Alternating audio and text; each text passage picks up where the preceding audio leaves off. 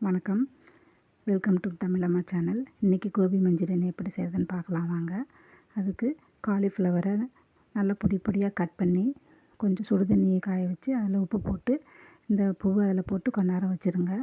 அடுத்தது ஒரு பவுலில் 2 டீஸ்பூன் கார்ன்ஃப்ளவர் மாவு, 2 டீஸ்பூன் மைதா மாவு, 1/2 டீஸ்பூன் பெப்பர், 1/4 டீஸ்பூன் உப்பு இதெல்லாம் போட்டு தண்ணி ஊற்றி நல்லா இந்த அளவுக்கு நல்லா கரைச்சிக்கோங்க.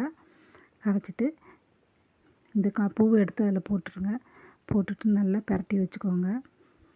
நல்லா பிரட்டிக்கோங்க. பிரட்டி தனியாக வச்சுக்கோங்க. அடுத்தது ஒரு கடாயில் எண்ணெய் ஊற்றி இந்த பூவை எடுத்து கொஞ்சம் கொஞ்சமாக போட்டு நல்லா பொன்னிறமாக வறுத்து எடுத்துக்கோங்க. இது பூவை பொடி பொடியாக வெட்டிக்கலாம். பெருசாக வெட்டினீங்கன்னா ஒரு மாதிரி சவுக்கு சவுக்குன்னு இருக்கும்.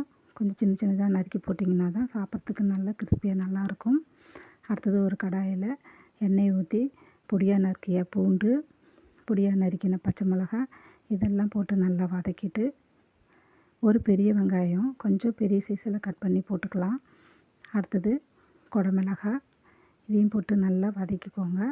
வதக்கிட்டு இதுக்கு தேவையான அளவு உப்பு, பெப்பர் இதையும் போட்டு நல்லா ஒரு வதக்கிக்கோங்க. அடுத்தது soya sauce 1 teaspoon, tomato sauce 1 teaspoon, chilli sauce 1 teaspoon இதெல்லாம் போட்டு நல்லா ஒரு வதக்கிக்கோங்க.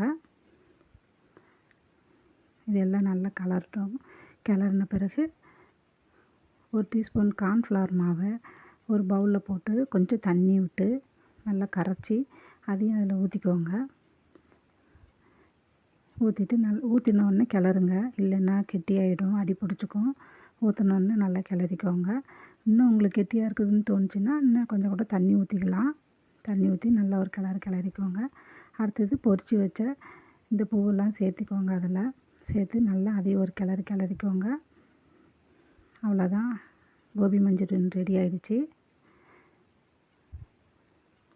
இது உடனே சாப்பிட்டிங்கன்னா நல்லாயிருக்கும். கொஞ்சம் நேரம் கழித்து சாப்பிட்லாம். லேட்டாக ஒரு 1/2 அன் ஹவர் கழித்து சாப்பிட்லான்னா ஒரு மாதிரி சவுக்கு சவுக்குன்ட்டு ஆகிடும். அதனால் உடனே சாப்பிட்டிங்கன்னா சூப்பராக இருக்கும். நீங்களும் வீட்டில் ட்ரை பண்ணி பாருங்கள். நன்றி.